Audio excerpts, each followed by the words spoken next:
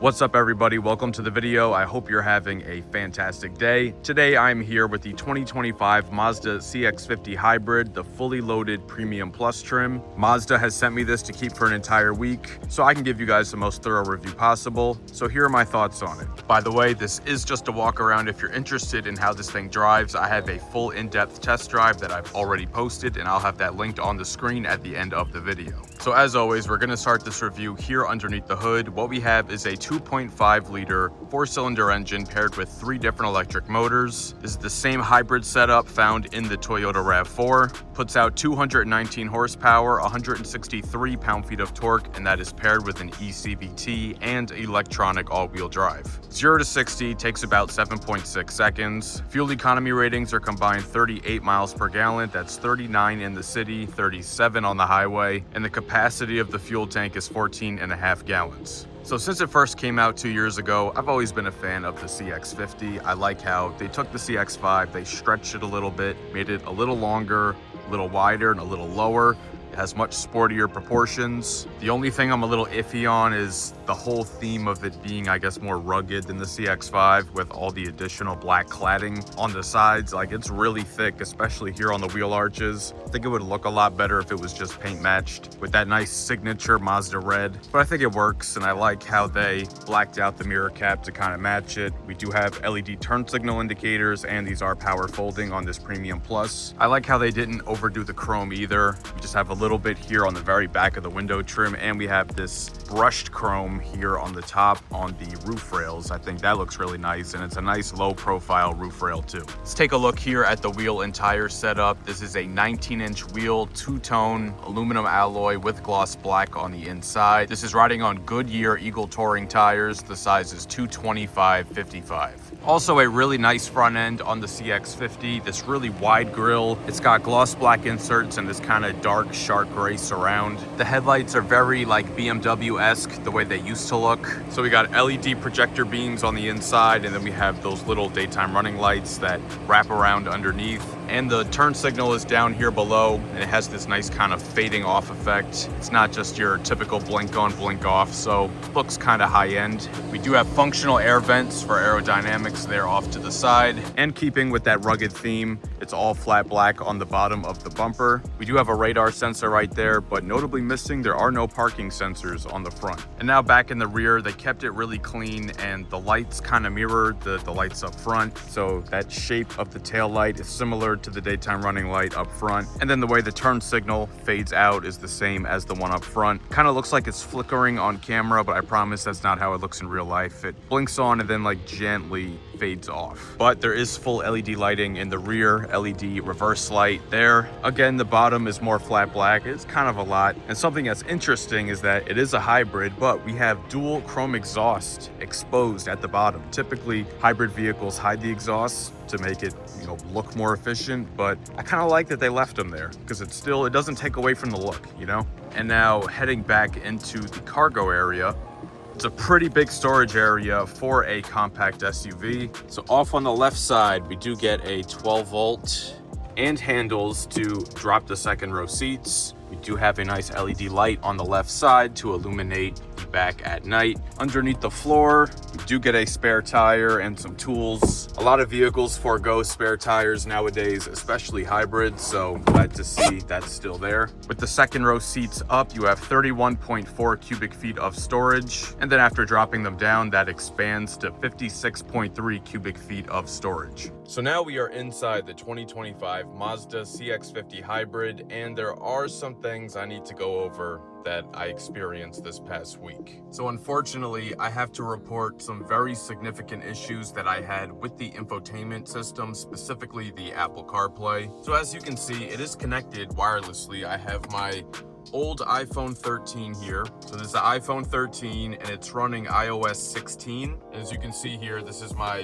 current phone, an iPhone 16 running iOS 18. So the iPhone 13 is currently connected, but the iPhone 16 I'm filming on, I was not able to connect to CarPlay. When you connect to CarPlay wirelessly, when you set it up on here, it then triggers a prompt on the phone that says connect to CarPlay and you hit yes. On the iPhone 16, that prompt would not come up. And listen, not to be cocky, but this isn't the first time I've ever tried to connect a phone. I don't think this is a skill issue or user error. In the years I've been doing this, first time this has ever happened. So for a good few days, I couldn't even listen to music on this, only just through Bluetooth. And to make matters even worse, I tried to do the wired connection instead. This is a original Apple wire. It's the new rope style cable. Again, the wire that came with the iPhone 16 Pro new. Sometimes car brands say, oh, you have to use an authentic wire for it to work.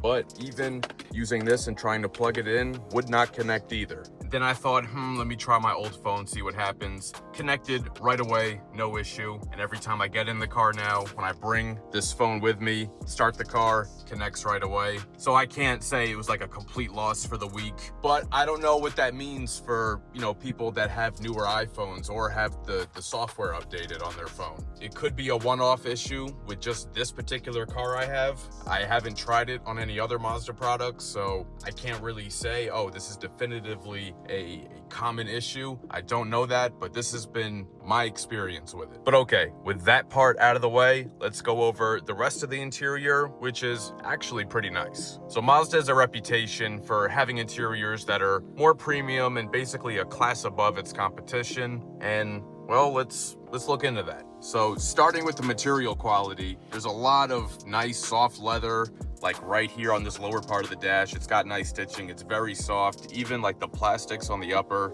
feel kind of spongy and just, nice and soft. Same on the door panel, soft on the upper, more of the leather. This middle portion down here, also leather, and on the armrest. And some nice little silver accents like there on the door handle. Same with the steering wheel too. The Mazda logo, the little ring around it, and on the switch gear on the wheel. Same with the air vents. Even though it looks like metal, it's plastic, obviously at this price point, but looks pretty believable. The steering wheel also feels very high-end. It's leather wrapped, and it's got some stitching going along the inside. The shape of it feels very premium, if that makes sense. Basically, it's not just like a perfectly round wheel. It's got kind of a concave inside of it that some more high-end luxury cars have. So I think that's why this feels also, because of the wheel, a bit more premium. The phone and audio on this side, and then your cruise control stuff here on this side. Something notably missing though, with this being a top trim level premium plus on this hybrid variant,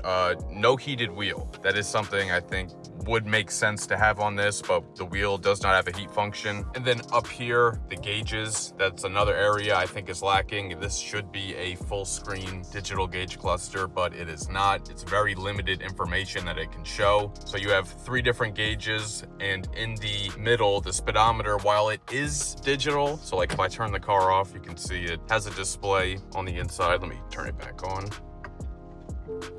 So nice little animation and stuff there. But you have your power gauge off to the left, no tachometer, it is a hybrid, and then your heat and fuel gauge off to the right. But in the middle, you can control it using the info button right here. Very limited stuff it can show in the middle there. Not a huge fan of that, but this does have a head-up display. Zoom in on that. So you do get your speedometer up there, also traffic sign recognition. Now let's talk about the seats. We do have full leather seating with identical stitching to that one up on the dash there. Also some piping. It's a light brown color. Looks nice. Fully perforated seating surface. These front seats are both heated and ventilated, and we have 2 memory settings for the driver's seat. They are fully power adjustable. While this is a very comfortable seat, the leather, it does have kind of a rough texture to it. It's still a very comfortable seat, so that's not really a legitimate complaint. But a very legitimate complaint I do have, aside from the Apple CarPlay, is just the whole infotainment system as a whole. So we have a 10.2-inch screen, which, I mean, I wouldn't call that small. I think it's an okay size. On paper, that is. But the screen, it's like very wide and then very short. So to me, with the screen being so short, it makes it feel smaller, even though it is wider. The aspect ratio is just a little funky to me, but completely ignoring my Apple CarPlay troubles, this is a touchscreen while using Apple CarPlay, but as soon as you exit CarPlay and go into the Mazda system, it's no longer a touchscreen. And the only way to control it is using this dial. And when you just look at this system, the way it's laid out and the way the interface works with the dial just feels very, very outdated and you know, the CX-50 was new for 2023. So in a brand new model for 2023, having this system, I think is a little ridiculous. I think Mazda's very behind the times with this system. I'm really not a fan of it. And also, you know, seeing the issues that it's having connecting with newer software on newer phones, you know, that I think that could potentially speak for the longevity of compatibility with phones. So, you know, that could be an issue. So I think that's a legitimate concern. This does have a 12 speaker Bose audio system, which sounds really good.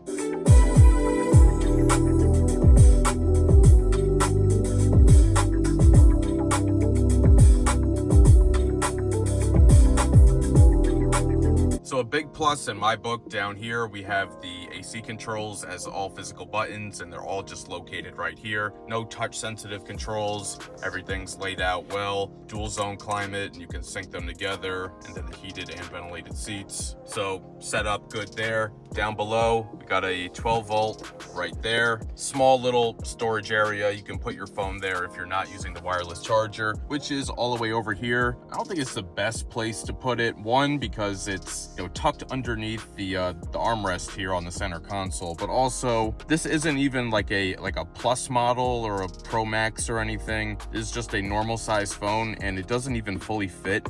Kind of sticks up, so an even bigger phone would, you know, stick out even more. I think it would make more sense if it was up there. Got some nice leather here on the transmission selector, and this does have a manual mode where you can upshift and downshift. No paddle shifters. I mean, it's a hybrid. There's really no need for that. Now, another thing I think is notably missing is when you throw it in reverse, you can see that's the backup camera. While it is good resolution, nice and clear, there's no 360 camera, and there's no parking sensors on this car either. We do have rear cross traffic alert, but that's it. No proximity sensors. Up above, we do get a nice panoramic moonroof. The only thing about it that's a little odd to me is that it only opens maybe like this much. It's raining right now. I'm not gonna open it. It doesn't really go that far back. So we have the wireless charger inside the center console, which opens down the middle. Two USB-C ports on the inside, and they both have a USB function instead of, you know, one being for data and the other being for just charging. They both work for data, except when I tried to plug in my iPhone 16 Pro for Apple CarPlay, neither one would work. And then in the glove box,